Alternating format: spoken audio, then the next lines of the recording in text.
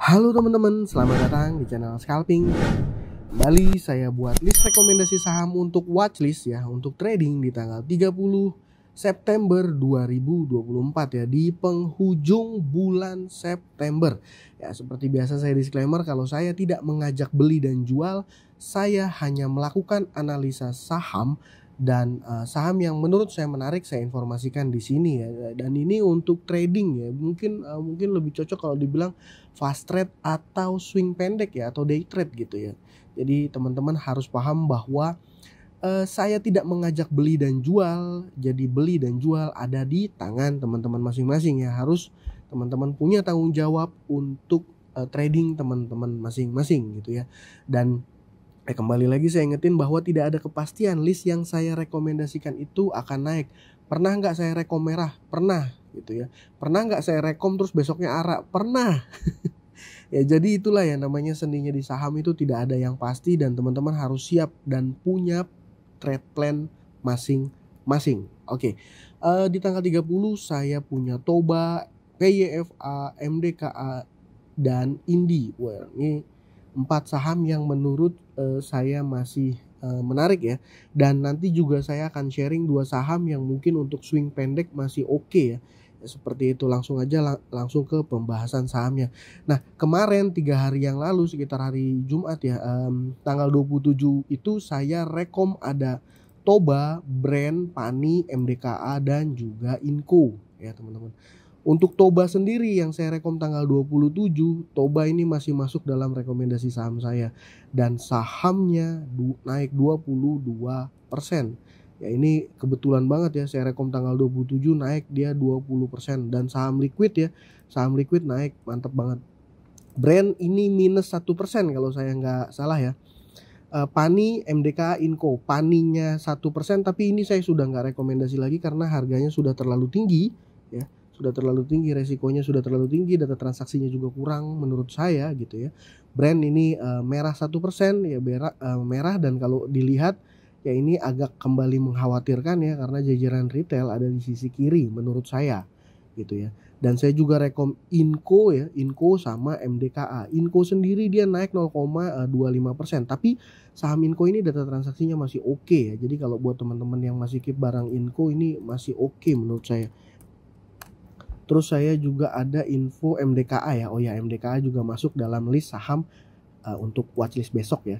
Gitu. Jadi ya kemarin teman-teman yang ikut rekomendasi saham saya ya mudah-mudahan cuan gitu ya.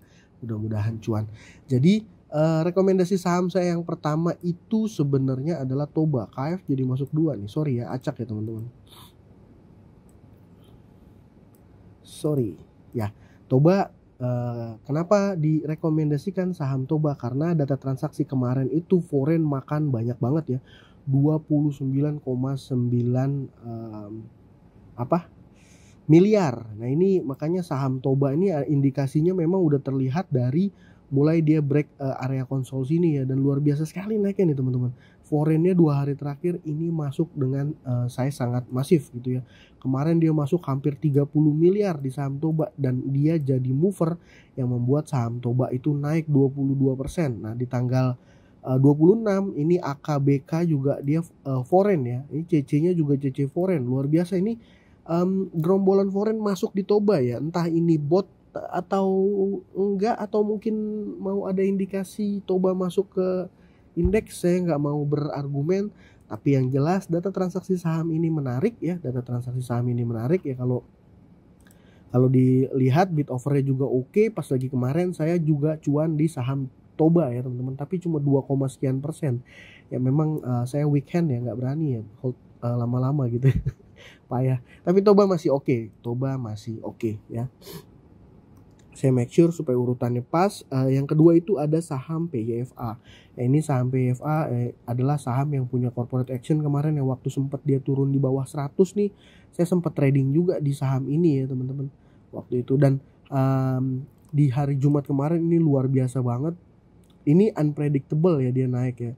Kenapa unpredictable? Dia waktu tanggal 25 ini chart dailynya itu menunjukkan tanda agak bingung ya, dia naik atau turun, dan besokannya dia naik dikit gitu ya. Tapi kalau ngelihat data transaksi kemarin ya itu ya, Nah, data transaksi tanggal 26 ketika dia naik dikit ini menurut saya ya hanya so-so aja gitu ya, hanya so-so aja, dan tanggal 25 malah cenderung retail yang masuk. Tapi ya secara mengejutkan tanggal 27 ini dia naik kenceng ya, dan naik kencengnya ini buyer terbesarnya adalah RF gitu ya, dan mostly retail ada di sisi kanan. Ini adalah contoh menurut saya salah satu indikator saham yang akan akan perform menarik gitu ya.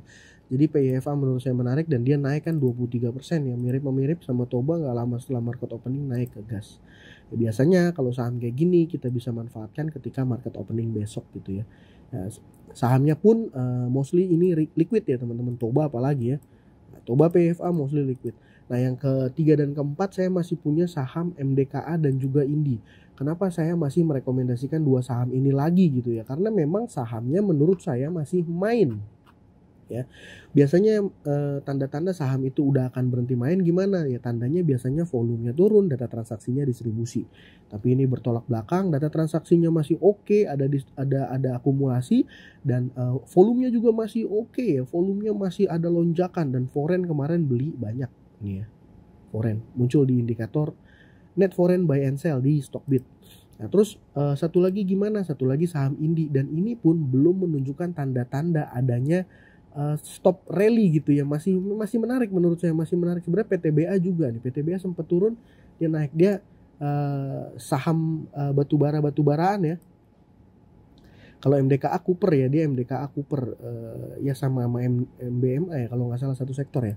Ya intinya MDKA dan Indi secara chart ya masih menarik, belum ada indikasi dia patah tren, masih solid rally ke atas. Ini kemarin dikasih pullback ya, dikasih kesempatan untuk entry tapi volumenya kecil, dan tanggal 27 volumenya kembali naik, dan sahamnya ya naik 5% ya. Saham Indi udah nggak usah diragukan ya teman-teman, mau entry berapapun terserap di sini gitu ya, apalagi saya yang cuma plankton ya, retail kecil gitu. Dan tadi di awal saya sempat bilang ada saham yang menurut saya masih akan menarik untuk swing ya, mungkin seminggu ke depan. Kenapa? Karena ada tanda-tanda ya, ada tanda-tanda.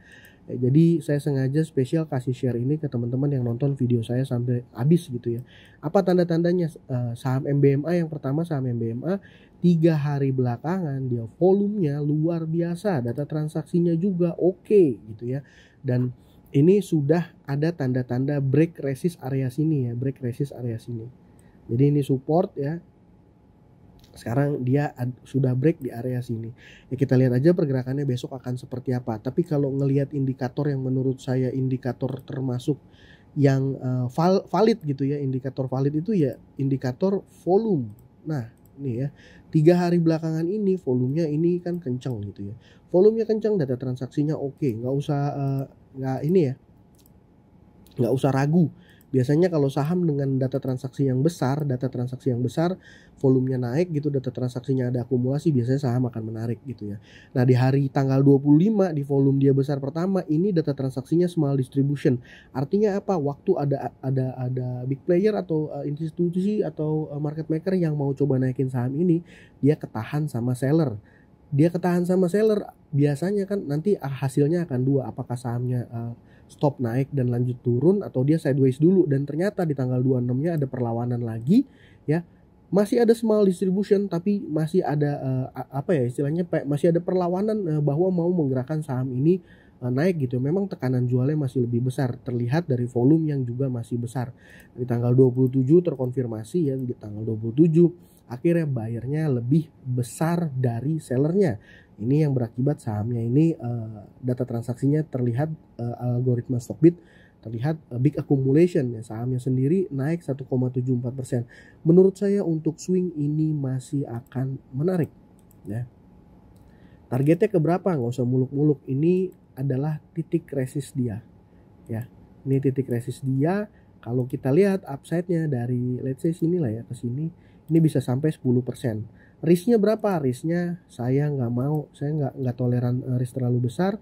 Kalau dia sempat nyentuh di bawah harga 560-an, di bawah 560 saya akan exit ya. Karena kan kenapa 560? Karena ada kekhawatiran besok akan ada tail gini ya. Kalau tail takutnya stop loss teman-teman kena gitu ya.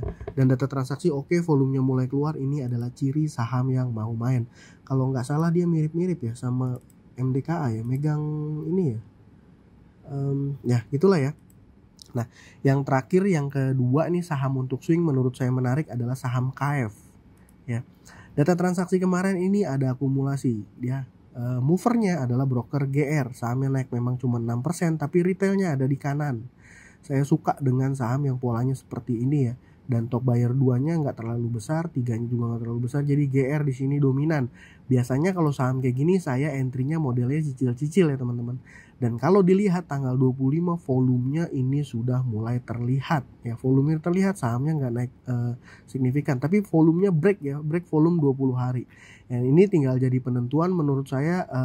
Kalau seandainya dia mulai break ya, breaknya break di mana? Kalau saya jagain dia break di area sini. Nah, sini. Let's say dia bisa tembus 870-an gitu ya, tembus 870-an, ini akan jadi rally awal yang menandakan early stage of uptrend gitu ya. Alah, asik banget saya ngomongnya, kayak orang ngerti aja. Jadi ini akan menandakan dia mulai uptrend kalau seandainya dia break 870. Sebenarnya dia nggak akan kenceng langsung ya, saya rasa masih akan ada pullback, tapi data transaksi ini mengkonfirmasi ada akumulasi, volumenya mulai keluar gede gitu ya. Nah, tapi ini untuk swing menurut saya MBMA dan juga KF gitu ya. Nah, untuk day trade mungkin sebenarnya MDKA sama Indi juga bisa di hold, tapi udah terlalu tinggi ya, udah terlalu tinggi. Menurut saya seperti itu. Toba PFA juga saya biasanya plan saya besok akan trading cepat aja ya. Dan saya pun trading nggak bisa full day ya teman-teman, paling hanya nunggu market opening sekitar paling lama 30 menitan sampai 1 jam ya. Saya trading paling di situ aja. Ya mungkin itu aja. Dan terima kasih ya buat teman-teman yang sudah join di YouTube membership saya. Dan sekedar informasi gitu, saya juga buat teman-teman yang sudah join di YouTube membership saya, tidak ada live trading ya teman-teman. Yang mau live trading itu mungkin teman-teman bisa daftar dari Sekuritas CP atau Beki, yang ada link yang ada di description.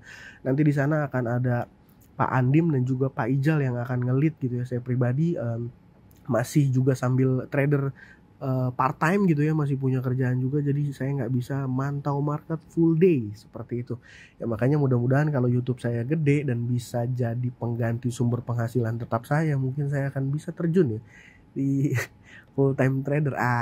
Ya mudah-mudahan lah ya, doain aja teman-teman. Mungkin itu aja dari saya, semoga bermanfaat. Salam cuan.